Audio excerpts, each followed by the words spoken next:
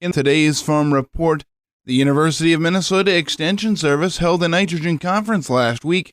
Dan Martins from the U of M Extension Service office continues his discussion from the conference. I'll share a couple of notes today from the Nitrogen Management Conference held in St. Cloud last Friday. Extension climatologist Mark Seeley continues to tell the story of amplified weather variability, meaning where it's dry or wet or cold or warm, it's more intense. More precipitation comes with heavier rain in smaller areas rather than widespread, gentle rain. Extremes often surpass historical trends.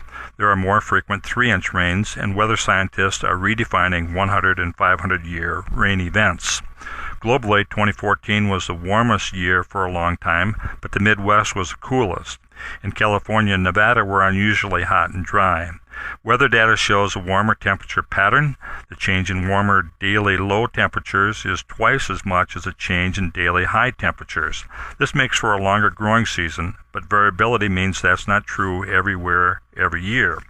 Related to nitrogen management, high daily lows mean in areas of the state where we talk about anhydrous ammonia or manure applications being best after soil temperatures cool to 50 degrees, that temperature happens later in the fall, putting a squeeze on getting that work done within the guidelines. Related to precipitation, June of 2014 was the wettest single month for Minnesota as a whole than any month since weather records have been kept. Not just the wettest June, but the wettest of any month through the year. For nitrogen management in 2013 and 14, there were a lot of issues with figuring out how much of the nitrogen put on before heavy rains was lost because of leaching down through the soil or because of denitrification loss from saturated soil back to the atmosphere. Split applications of nitrogen is the most effective way to deal with this issue. We have talked a lot over the years about split applications of nitrogen on sandy soil. Splitting nitrogen applications can also be significant for reducing nitrogen loss on loam soils where wet field conditions are a risk. Irrigators have a unique opportunity to split nitrogen applications by applying nitrogen with irrigation water after the crop is too tall to get in with typical fertilizer equipment, often called fertigation. There are some challenges to that if rainfall is more frequent during a time when nitrogen is needed.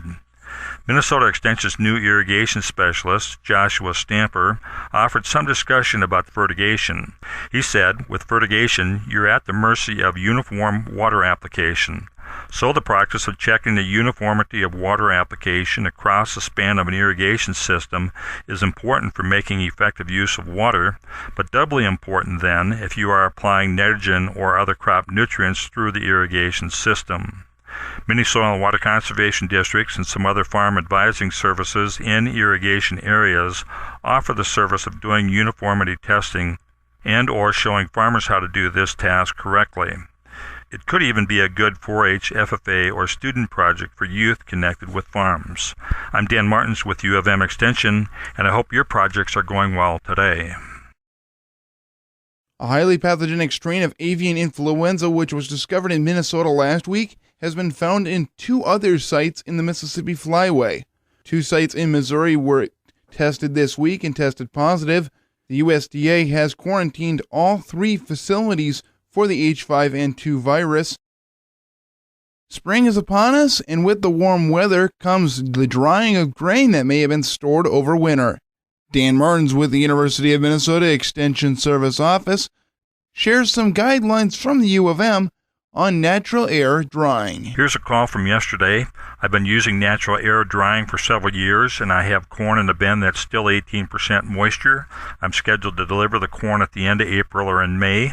I've had good luck with university guidelines that say for corn 17 to 19% moisture, run the fan continuously starting April 1st until the corn is dry. So it's not April 1st yet, but the weather's pretty nice. Should I wait to start fans until April 1st? Just for review, our guidelines also say if corn at the top of the bin is wetter than 19%, run the fans continuously starting about March 15th until the corn is dry, and start April 1st for corn 17 to 19%, like you said. For corn less than 17% that is to be dried to 14% or less, run fans continuously starting about April 15th. Then if you're shooting for a final moisture of 15%, turn the fan off during the warmest, driest weather or the corn will get too dry. So let's kick this around a little bit. First, the calendar dates are geared around the kind of temperature we normally expect at these calendar points. so I'd suggest that it's more about the weather than about the calendar. In that case, the short answer would be, if this is the kind of weather that you've had good results with in past years, wherever it came on the calendar, run the fans and use it. Some weather forecasts indicate that we could have mild weather like this for another 10 days. I pulled up a central Minnesota weather summary, picking April from 1990 to 2014, and found an average temperature of 44 degrees. That's averaging daily highs and daily lows through the month of April. It showed an average high of 52 and an average low of 36. So we could figure we're having April kind of weather now. That doesn't mean we couldn't see some daytime highs around 20 degrees yet. Equilibrium moisture is a concept to keep in mind. Air that averages 40 degrees at 50% relative humidity can take corn down to 13% moisture. We try to avoid over-drying the grain. Past experience for this caller will offer some clues about how long it might take to dry the grain. That gives him some idea where he's at with drying related to when he's selling the corn. Normally when we start in mid-October at harvest with grain at 20% moisture, moving 1 cubic foot of air per bushel per minute, it might take 4 to 8 weeks to get grain dry for markets or long-term storage. In the spring, when we expect to be on a warming trend rather than a cooling trend, we might expect to dry grain faster, but then we can have more rest for over-drying also. Obviously, weather conditions can bounce around as seasons change. We don't talk so much anymore about warming grain up in the spring if we don't need to do more drying. One goal is to leave the grain cooler than 40 degrees as long as we can, because any insects in the grain start to get more active above 40 degrees. For grain that is clean and solid, where bins and harvest and handling equipment are kept clean, insects should not be much of an issue. It is good to check for moisture or condensation issues on the surface of the grain. I'm Dan Martins with U of M Extension. Please work safely when you're climbing and checking bins.